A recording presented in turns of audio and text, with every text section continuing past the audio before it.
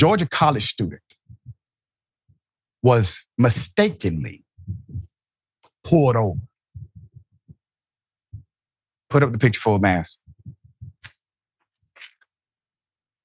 And now is in the custody of ICE. A college student in Georgia remains in federal custody after a mistaken traffic stop. The police admit it was a mistaken traffic stop. 19-year-old college student from Georgia remains in Immigration Customs Enforcement custody after a traffic stop led to her detainment, according to the records. Ximena Arias-Cristobal was arrested on May 5th in Dalton, Georgia, when her dark gray truck was mistaken for a black pickup that made an illegal turn. That's already shady right there, okay?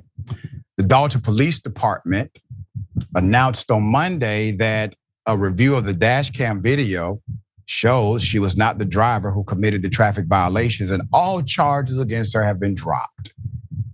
City officials, including the city administrator, prosecuting attorney, and city attorney, confirmed that the stop was in error and notified her legal team. Her attorney, Charles Cook, said in a statement to ABC News that despite the charges being dropped, Arias-Cristobal is, quote, inside the Trump deportation machinery and is still facing deportation.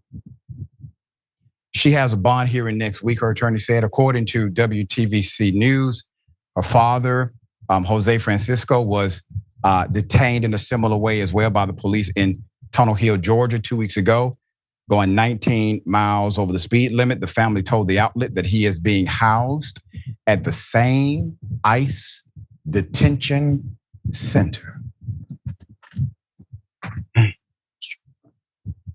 She's a very smart college student too. And the humanity has been taken out of policy. Now, here's the problem with that. Policy is a socioeconomic contract between the community and the government they fund. This college student funded the government as well. Do you think she received a federal scholarship? No. Do you think when she pays for groceries, she's exempt from taxation? No. So all of these individuals who pay into the collective known as taxes are funding the very governments that are oppressing, because they have now decided in a massive way to take humanity out of policy, and policy was created for humanity, not contrary to it. And this is why it feels so heartless, because it is. And this is why this is a culture shock to so many, even those that once supported Trump. We're going to stay on top of this. Obviously, we can talk about the legalities of it. We've talked about that. We've waxed poetic about it on this show and others. It doesn't matter when the person who's occupying the seat of power is lawless. You can talk morals and ethics and laws and statutes all you want to. He respects none of that. All right, Wosny, thoughts here? Yeah, the immigration policy of this regime just gets more harebrained and stupid by the day. Donald Trump at no point campaigned on, if you want to say he has a mandate on immigration, you can say that. I would say that's even a little debatable, but whatever. You can say that, but at no point did he campaign on, we're gonna lock up college students who happen to be immigrants. We're gonna have 5 ICE agents detain a woman college student because she wrote an op-ed that the Israeli government didn't like. 5 agents for 1 young woman, okay? You wanna talk about government efficiency. I mean, Jesus Christ. He didn't run on any of this stuff. And again, we know for a fact, Barack Obama, even Joe Biden, they deported plenty of people without any of this stuff, without any of the craziness that's been associated with Trump and his deportation regime. It's not impossible to deport people from this country, but this administration insists on doing it in the most cruel and ridiculous manner possible at every turn.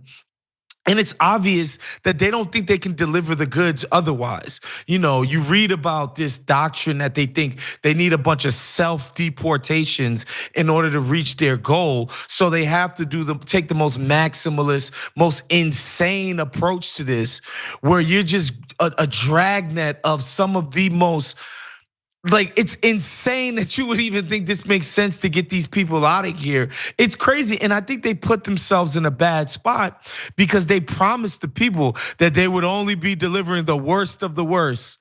This is the worst of the worst, Dr. Richey.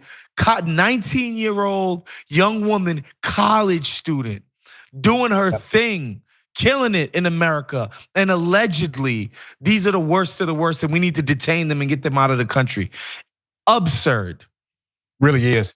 And then when they tell you that it's a gang member, we find out, well, those gang tattoos were photoshopped because when he got to the destination and was booked there, the tattoos were gone.